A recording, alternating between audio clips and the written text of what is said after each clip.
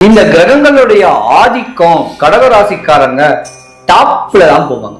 சிறு வயசு ஒரு குறிப்பிட்ட கால வயசு வரைக்கும் கஷ்டங்கள், நஷ்டங்கள், அவமானம், அவப்பேறு பட்டாலும் தடைகளை உடைச்சு தவிடுபுடிய ஆக்கி இலக்க அடைஞ்சிருவீங்க. அப்படியாப்பட்ட ஒரு தருணமுடைய ராசி நீங்க தான். தாம் மதத்தை இழிவுபடுத்தக்கூடிய அமைப்பெல்லாம் இருக்காது, உயர்த்துறதுக்கு தான் பார்ப்பீங்க. அந்த மாதிரியான தருணம் உடையவர்களுக்கு தான் உங்க கூட்டாளிகளோ உங்க கூட இருக்கிறவங்களோ உங்களுக்கு சூனியம் பண்ணுவாங்க. அந்த மாதிரி நேரத்துலதான் ஆக்சிடென்ட் நடக்கும், குடும்பத்துல சண்டை வரும், கணவன் மனைவி பிரிஞ்சிருப்பீங்க. இதெல்லாம் ஒரு இன்ஸ்டன்ட். கிரகங்களுடைய தன்மை நடந்துகிட்டு இருந்துச்சுன்னா, தசா புத்தி நடந்துகிட்டு இருந்தா உங்களுக்கு இடையூறு வரும். எல்லா ராசிகளுக்கும் வராது, எல்லா நேரமும் வராது. நோய் வரும், கடன் வரும், வீட்டுக்குள்ள ஒரே சண்டைகள் வரும், வீட்டுல இருக்கிற எண்ணெய் பாட்டில் உடையும், கதவு உடையும். இந்த மாதிரியான துர்பிரச்சனைகள் எல்லாமே உங்களுக்கு ஒரு ரியாக்ஷனா காட்டும். உங்களுக்கு நாளைக்கு நடக்க போறத இன்னைக்கு முன் உதாரணமா காமிச்சு கொடுக்கும். பொதுவா ஒரு ஜாதகர்களுக்கு, கடகராசிக்காரர்களுக்கு மோகங்கள் அதிகமா இருக்கும். பயண சுகம் சொன்னா என்ன, காரு, பல கார்கள் வாங்கி லக்ஸரிஸா போறது, டூ வீலர்லயும் விலை உயர்ந்த ஒரு டூ வீலர் வாங்குறது. இதே போல மோகம் இல்லாதவர்கள், இந்த பயண சுகம் இல்லாதவங்க மனைவி தவிர மாற்றான் மனைவி மேல, பெண் நண்பர்கள் மேல ஒரு மோக பார்வையில காசு பணத்தை இறப்பீங்க. அவங்க ஜாலியா ஹாயின்னு பேசினாவே 50 ரூபா கொடுப்பீங்க. இன்னும் கொஞ்சம் லூஸ் டாக் விட்டு இன்னும் தப்பான விஷயங்கள் பேசும்போது பணத்தை வாரி இறப்பீங்க.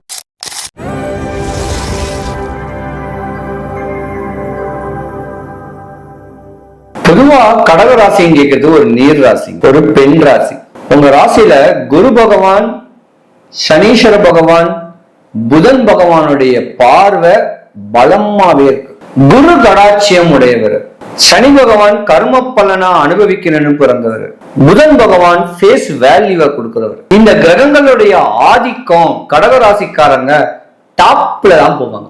சிறு வயசு ஒரு குறிப்பிட்ட கால வயசு வரைக்கும் கஷ்டங்கள், நஷ்டங்கள், அவமானம், அவப்பேறு பட்டாலும் தடைகளை உடைச்சு தவிடுபுடிய ஆக்கி இலக்க அடைஞ்சிருவீங்க. அப்படியாப்பட்ட ஒரு தருணமுடைய ராசி நீங்க தான். பொதுவா இந்த கடகராசியை பொறுத்த வரைக்கும் பாசத்துக்கு அதிபதியானவங்க. மனைவி மேலையும் பாசம் இருக்கும், மக்கள் மேலையும் பாசம் இருக்கும், நாட்டு மக்கள் மேலையும் பாசம் இருக்கும்.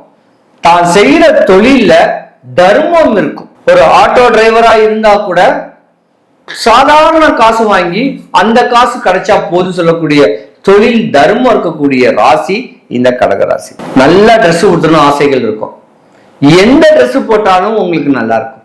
அடுத்தவன் சொத்து ஆசைப்பட மாட்டீங்க. உழைச்சு கஷ்டப்பட்டு இஷ்டப்பட்டு சம்பாதிக்க வேண்டிய சம்பாத்தியத்துலதான் குடும்பம் நடத்தணும்னு ஒரு ஆசை.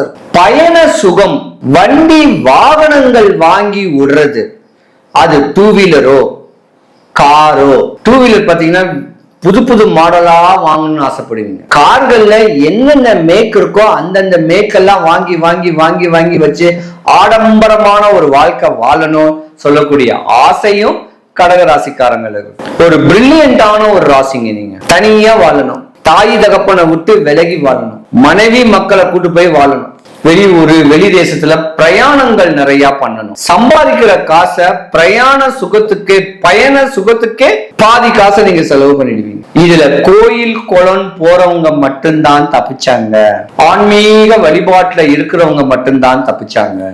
ஏன்னா ஒரு கட்ட கால வயசு, ஒரு 45 46 வயசுக்கு உள்ள நோயும் உங்களை பிடிக்கும், பேயும் உங்களை பிடிக்கும். அடுத்தவன் விடக்கூடிய சூனியம், மந்திர, எந்திர வித்தைகளையும் ஏவலையும் நீங்க தவிடுபடியாக்குவீங்க. உங்களுடைய வளர்ச்சி, உங்களுக்கு கெட்ட பார்வைய ஊர் மக்களும் கொடுப்பாங்க, பக்கம் இருக்கிறவங்களும் உங்களுக்கு தொந்தரவு கொடுப்பாங்க.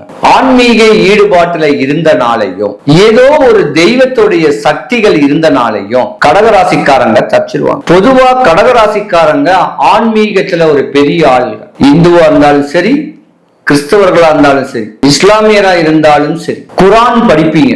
தெய்வ நம்பிக்கைகள் நிறைய இருக்கும். தாம் மதத்தை இழிவுபடுத்தக்கூடிய அமைப்பெல்லாம் இருக்காது, உயர்த்துறதுக்கு தான் பார்ப்பீங்க. அந்த மாதிரியான தருணம் உடையவர்களுக்கு தான் உங்க கூட்டாளிகளோ உங்க கூட இருக்கிறவங்களோ உங்களுக்கு சூனியம் பண்ணுவாங்க. அந்த மாதிரி நேரத்துலதான் ஆக்சிடென்ட் நடக்கும், குடும்பத்துல சண்டை வரும், கணவன் மனைவி பிரிஞ்சிருப்பீங்க. இதெல்லாம் ஒரு இன்ஸ்டன்ட். கடகராசிக்காரர்களுக்கு உடலுக்கு உங்களுக்கு வரக்கூடிய இடையூறுகளை நீங்க விலகி இருக்கீங்கன்னு அர்த்தம். இது தப்பு கிடையாது. கணவன் மனைவி கடகராசிக்காரங்க பிரிஞ்சு இருந்தாங்கன்னா ஒரு கட்ட காலத்துல சந்நியாச கோலம் வாழ்க்கை வாழணும் கேட்கறது விதி இருக்கு. மனைவியை விட்டுட்டு வேற ஊருக்கு போயிட்டாலும் அது சந்நியாச கோலம் தான். அப்ப மனைவியை விட்டு பிரிஞ்சு இருக்க மாதிரியான ஒரு சூழ்நிலைய நீங்க ஏற்படுத்திக்குவீங்க. இது அடுத்தவங்களுக்கு கணவன் மனைவிக்குள்ள டைவர்ஸ் ஆகுது, டைவர்ஸ் ஆயிடுச்சு அப்படின்னு ஒரு கிரேட்டை கொடுக்கும். ஆனா ஒண்ணு சேர்ந்து வாழுவீங்க. ஒரு குறிப்பிட்ட கால வயசு, அற்புதமான ஜாதகம். நீங்க அரசனை போல வாழ போறீங்க, அகமகிழ்ந்து வாழ போறீங்க. அன்புனால மட்டும்தான் உங்களை சாதிக்க முடியும். அதிகாரத்துல கடகராசிக்காரங்களை சாதிக்க முடியவே முடியாது. பொதுவா ஒரு ஜாதகர்களுக்கு கடகராசிக்காரர்களுக்கு மோகங்கள் அதிகமா இருக்கும். பயண சுகம் சொன்னா என்ன, காரு, பல கார்கள் வாங்கி லக்ஸரிஸா போறது, டூ வீலர்லயும் விலை உயர்ந்த ஒரு டூ வீலர் வாங்குறது. இதே போல மோகம் இல்லாதவர்கள், இந்த பயண சுகம் இல்லாதவங்க மனைவி தவிர மாற்றான் மனைவி மேல, பெண் நண்பர்கள் மேல ஒரு மோக பார்வையில காசு பணத்தை இறைப்பீங்க. அவங்க ஜாலியா ஹாய்னு பேசினாவே 50 ரூபா கொடுப்பீங்க. இன்னும் கொஞ்சம் லூஸ் ஸ்டாக் விட்டு இன்னும் தப்பான விஷயங்கள் பேசும்போது பணத்தை வாரி இறைப்பீங்க. இப்படி பணங்கள் குறையும் போது உங்க குடும்பத்துல கண்டுபிடிச்சிருவாங்க, காசு பணம் இது எங்கேயோ விரயம் பண்றாரு. கார் வாங்கினாலோ நகை வாங்கினாலோ தெரிஞ்சிடும். மற்றபடி இவர் சம்பாதிக்கிற காசு கடன் உடனே எதுக்கு வாங்கினாரு சர்ச் பண்ணும்போது ஒரு பெண்ணுக்காக நீங்க செலவு பண்றீங்கன்னு சொல்லக்கூடிய தருணம் வந்த உடனே கணவன் மனைவி பிரிவு ஏற்படும். என்னதான் ஒரு மனைவி எதை வேணா விட்டு கொடுப்பா, தான் கணவர் மாற்றான் பெண்ணுகிட்ட பேசும்போது எந்த ஒரு பெண்ணும் விட்டு கொடுக்க மாட்டா. அந்த மாதிரியான ஒரு தருணம் வரும்போது நீங்க விலகிதான் இருக்கக்கூடிய நேரம் வரும். இது விதி, உங்க ஜாதகத்துக்கு நடக்கக்கூடிய பிரபஞ்ச விதி. நீங்க மண்ணுக்கு, பெண்ணுக்கு, பொண்ணுக்கு செலவுபடுத்தணும் கேட்கறது விதி. முடிஞ்ச அளவுக்கு கடகராசிக்கார அன்பர்கள் தன்னுடைய தங்க நகைய அடமான வைக்கிறத அவாய்ட் பண்ணுங்க. குருபலன் கெட்டு போச்சுனாலும் உங்களுக்கு கஷ்டம்தான். ஓகேங்க, என்கிட்ட இருக்கிற காசை பல மடங்கு அதிகரிக்க வைக்கணும் அப்படின்னா நாங்க எந்த மாதிரியான தொழில்கள் செஞ்சா கரெக்டா இருக்குங்க ஐயா? உங்க காசு 4ஆம் திசையில இருந்து உங்களுடைய தொழில்ல வரும். உதாரணத்துக்கு ஒரு ஐயரா இருந்து கோயில்ல அர்ச்சகரா இருந்தீங்கன்னா நீங்க காமிக்கிற தீபார்த்தனை, அந்த தீபார்த்தனை பண்ணக்கூடிய விபூதியை கொடுத்தா பழிச்சிடும். அப்ப அவங்க உங்களுக்கு சன்மானம் என்ன கொடுப்பாங்க, தட்டுல 100 ரூபாய், 50 ரூபா, 10 ரூபா போடுறவங்க 100 ரூபாய், 500 ரூபாய் தட்டுல போடுவாங்க. அப்ப கடவுள் நம்மளுக்கு ஏதோ வெளியில காசு கொடுக்காருல, அந்த மாதிரி உங்க தொழிலுக்கு ஏத்த பணக்காசுகளை வரதுக்கு உண்டான தருணம்லாம் 100க்கு 100 உண்டு. கடகராசிக்காரங்களை பொறுத்த வரைக்கும் இனி வரும் காலத்திலையும் ஒரு யோகமான ஒரு அமைப்பு இருக்கு. அரசியல்லையும் பெரியாள வரக்கூடிய தருணமும் இருக்கு. ஆன்மீகத்திலையும் பெரியாளா வர்றதுக்கான ஒரு வாய்ப்பு இருக்கு. 4ஆம் திசையிலிருந்தும் காசு வரும், அந்த தைரியம் இருக்கு. நோயே வந்தாலும் 3 நாள் தான். அப்படி கஷ்டங்களை வந்தாலும் கஷ்டத்தை ஃபேஸ் பண்ணக்கூடிய சக்தி கடகராசிக்கார ஆண்கள் பெண்களுக்கு நிறையவே இருக்கு. என்ன ஒண்ணு, ஏமாற்றம் அடைவீங்க. அந்த ஏமாற்றம் தான் உங்களை சரிக்கு கீழே பள்ளத்தில் தள்ளி விட்டு. ஆண்கள் பெண்கள் கிட்ட ஏமாறாதீங்க, பெண்கள் ஆண்கள் கிட்ட ஏமாறாதீங்க. தன்னுடைய கணவன் பிள்ளைகளோட சந்தோஷமா நீங்க வாழ்றதுக்கு தொழில் தடை, தொழில் முடக்கம், சுகாதார சுப காரியங்கள் நடக்காமல் இருப்பது, தீய சக்திகளின் பாதிப்பு நடக்கிறது. எங்களுக்கு எப்படிலாம் இருக்குது, ஏன் அப்படி நடக்குது அப்படின்னு தெரிஞ்சுக்க கேட்கறாங்க. அப்படி நடந்துருச்சு, இப்ப அதெல்லாம் தப்பிக்கணும். நாங்க தாராளமா இதை பத்தி நான் சொல்றேன். மேஷ ராசி முதல் மீன ராசி வரைக்கும் இருக்க வேண்டிய 12 ராசிக்காரர்களுக்கும் பல இடையூறுகளை, இன்னல்களை தாண்டித்தான் வாழ்க்கையினுடைய உச்சத்துக்கே போக முடியும். ஏன்னா 12 ராசி, 27 நட்சத்திரம், 9 கிரகங்கள், கிரகங்களுடைய ஆதிக்கம், கிரகங்களுடைய பாதகம், கிரகங்கள் நம்மளுக்கு செய்யக்கூடிய தீங்குகள், அதாவது தசநாதன் தசா புத்தின்னு ஒரு கணக்கு இருக்கு. ஒரு உதாரணத்துக்கு சூரிய தசை நடந்துகிட்டு இருக்கும் போது, தசாநாதன் சூரிய தசை நடக்கும் போது புத்தி ராகு மகாதசையோ கேது மகாதசையோ சனி மகாதிசையோ, இந்த மாதிரி அந்த கிரகத்துக்கு ஆப்போசிட்டான ஒரு கிரகங்களுடைய சாதகம், அதாவது கிரகங்களுடைய தன்மை நடந்துகிட்டு இருந்துச்சுன்னா, தசா புத்தி நடந்துகிட்டு இருந்தா உங்களுக்கு இடையூறுகள் வரும். எல்லா ராசிகளுக்கும் வராது, எல்லா நேரமும் வராது. நோய் வரும், கடன் வரும், வீட்டுக்குள்ள ஒரே சண்டைகள் வரும், வீட்டுல இருக்கிற தன் என்ன பாட்டில் உடையும், கதவு உடையும். இந்த மாதிரியான துர்பிரச்சனைகள் எல்லாமே உங்களுக்கு ஒரு ரியாக்ஷனா காட்டும். உங்களுக்கு நாளைக்கு நடக்க போறத இன்னைக்கு முன் உதாரணமா காமிச்சு கொடுக்கும். இந்த மாதிரியான இடையூறுகள் வரும்போதுதான் நம்ம போய் சாமியை போய் வேண்டுவோம். அது நம்மளுக்கு பிடிச்ச சாமி. நம்ம தமிழ்நாட்டுல நம்ம தமிழர்கள்ல ஏகப்பட்ட சாமிகள் இருந்திருந்தா கூட குலதெய்வம்னு ஒரு தெய்வம் இருக்கும். எனக்கும் ஒரு குலதெய்வம் இருக்கும், உங்களுக்கும் ஒரு குலதெய்வம் இருக்கும். அந்த குலதெய்வத்தையும் உங்க வீட்டுக்கு அருகாமையில் இருக்க வேண்டிய ஒரு விநாயகர் கோயிலோ, முருகன் கோவிலோ, அம்மன் கோயிலையோ முறையான வழிபாடுகள் ஒரு 11 வாரம் இல்ல 48 நாட்கள் அந்த கோயில்களுக்கு போய் சாமி கும்பிட்டுட்டு வந்தாலே போதும். உங்க நோய் போச்சு, உங்க கடன் போச்சு, உங்க கஷ்டம் போச்சு. எதிரிகள் விடக்கூடிய ஏவல் ஒரு கட்ட கால வயசுக்கு மேலதான் அந்த ஏவலே பலிக்கும். உடனே சின்ன வயசுலயே பலிக்காது. ஒரு 30 வயசு தாண்டி 50 வயசுக்குள்ளதான் உங்களுக்கு அந்த ஏவலே பிரச்சனை இருக்கும். அந்த பிரச்சனையை கூட இந்த மாதிரியான கிட்ட இருக்க வேண்டிய கோயில்களுக்கும் குலதெய்வ கோயில்களுக்கும் முறையா போனீங்கன்னா உங்க தலைமுடி கூட கொட்டாது. 70 வயசு 80 வயசு வரைக்கும் வாழ்க்கைய ரசிச்சு ருசிச்சு அற்புதமா வாழலாம்.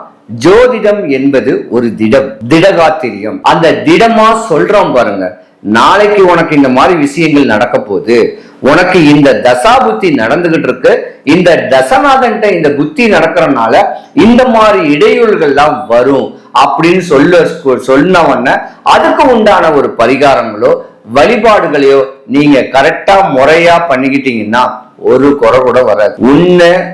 உறங்க உறைவிடத்திற்கு பஞ்சம் வராது. ஏன் ஒரு மனுஷன் வாழ்க்கையில பின்தாங்கியே இருக்கிறான், முன்னுக்கு வராம இருக்கான்னா இந்த கிரகங்களுடைய ஆதிக்கம் தான். அப்ப கிரகங்களை நம்ம மதிச்சு கிரகத்துக்கு உண்டான அமைப்பை காலையில சூரியனை ஒரு 6 to 7 சூரிய நமஸ்காரம் பண்ணிட்டு சாயந்தரம் 5:45க்கு சூரியன் மறைஞ்சு சந்திரன் தெரியும், அந்த சந்திரனை பார்க்கணும். அதே போல பௌர்ணமி எப்ப பௌர்ணமி ஆரம்பிக்கோ அந்த இரவு ஏதாவது ஒரு கோயில் இருந்து பௌர்ணமியை பார்த்தாலோ உங்க வாழ்க்கை பிரகாசமா இருக்கும், எந்த பிரச்சனையும் வராதுங்க. நம்ம செய்யக்கூடியது இயற்கையை வழிபடணும், இயற்கையே நம்ம அண்ணன். இப்ப ஒரு உதாரணத்துக்கு நான் சொல்றேன், இந்த 10 விரல் இருக்கு, இங்கிலீஷ்ல ஒரு வேர்ட்ஸ் இருக்கு, a man has the best friend has his 10 fingers only. இந்த 10 விரல்களும் நம்ம நண்பர்கள். ஏன்னா இந்த விரல் பேர் புதன், இது சூரியன், இது சனி, இது குரு, இது சுக்கிரன், இது சந்திரன், இது செவ்வாய். அப்ப இந்த 10 பேர்களுமே நம்மளுடைய உள்ள அடக்கி இருக்கு. சூரியன் கேட்கும் போது நம்ம அப்பா, சந்திரன் சொல்லக்கூடியது நம்ம அம்மா, நம்மளுடைய மாமியார். சூரியன்னா மாமனாரையும் குறிக்கும், செவ்வாய்னா அண்ணன், அங்காளி, பங்காளி, அக்கா, தங்கச்சி. சனீஸ்வர பகவான்னா உங்களுக்கு வேலையாட்கள், உங்க வீட்டுக்கு பிளம்பரு, உங்க வீட்டுக்கு பெயிண்ட் அடிக்கிறவரு, உங்களுக்கு ஹெல்ப்ஃபுல்லா இருக்க வேண்டியவர் தான் சனீஸ்வர பகவான். குரு பகவான் உங்க குழந்தை, உங்களுடைய ஆசிரியர். சுக்கிரன் உங்களுடைய காதலி, உங்களுடைய மனைவி. இந்த மாதிரியான ஒரு தன்மையை குறிக்கும். இவங்களை எல்லாத்தையும் முறையா வழிபட்டுக்கிட்டு கிரகத்துக்கு உண்டான சாந்தி கொடுத்துட்டு வந்தீங்கன்னாவே உங்க வாழ்க்கை பிரகாசம் தான் ஐயா, எந்த குறையும் வராது ஐயா. தொழில் மேம்படுறதுக்கு, வீட்டில் சுபகாரியம் நடப்பதற்கு, பிளஸ் அதுக்கப்புறம் பாத்தீங்கன்னா கண் திருஷ்டி செய்வினி அதுல வந்து தப்பிக்கிறதுக்கு எந்த மாதிரியான பரிகாரங்கள் எந்தெந்த கோவிலுக்கு போனா எனக்கு கரெக்டா இருக்கும் ஐயா? பொதுவா கண் திருஷ்டியா அதிகமா விடக்கூடிய ராசி யான்னு கேட்டா கடகராசி. அதுக்கு தான் 2 டைம் குளிப்போம், 3 மாசத்துக்கு ஒரு முறை செருப்பு மாத்தணும். சட்டை கிழிஞ்சு போச்சுன்னா அதை தச்சு போட மாட்டோம், புதுசா போட்டுருவோம். இப்படி சட்டை கிழிஞ்சு போச்சுன்னாவே சுக்கிரன் கெட்டு போச்சுன்னு அர்த்தம். செருப்பு அடிக்கடி அந்து போச்சுன்னா சனி பகவான் கெட்டு போச்சுன்னு அர்த்தம். இப்படி கிரகங்களுடைய பீடனால, கெட்ட பார்வனாலதான் உங்க குடும்பத்துல வில்லங்கங்கள் ஏற்படக்கூடிய தருணங்கள் உண்டு. இதுக்கு ஒரு எளிமையான ஒரு பரிகாரம் இருக்கு. பஞ்சாங்கம்னு ஒரு பஞ்சாங்கம் ஒண்ணு வாங்குங்க, நீங்க பயன்படுத்துற துணிக்குள்ள வைங்க. டைம் இருந்தா காலையில தூங்கி எந்திரிச்சு பல்ல விலைக்கு குளிச்சுட்டு சாப்பிடும் போது அந்த பஞ்சாங்கத்தை புரட்டி பார்த்து இன்னைக்கு என்ன நாள், என்ன திதி, என்ன வார, என்ன சூழ, அதாவது இத வார திதி சூளைகளை படிச்சுக்கிட்டு இருந்தாலே அந்த பஞ்சாங்கத்தோடைய அமைப்பு நம்மளுக்கு சக்தி கொடுத்து எதிர்வினைகள்ல எதிரில செய்யக்கூடிய சூனியங்கள் எல்லாம் தவிடுபடியாக்கிறோம். எளிய பரிகாரம் தான் வாழ்க்கையை முன்னுக்கு பண்ணி கொடுக்கும். ஒரு கடகராசிக்கார அன்பர்களும் ஒரு பஞ்சாங்கம் வாங்கி வீட்டுல வைக்கிறது நல்லது. ரொம்ப நன்றி.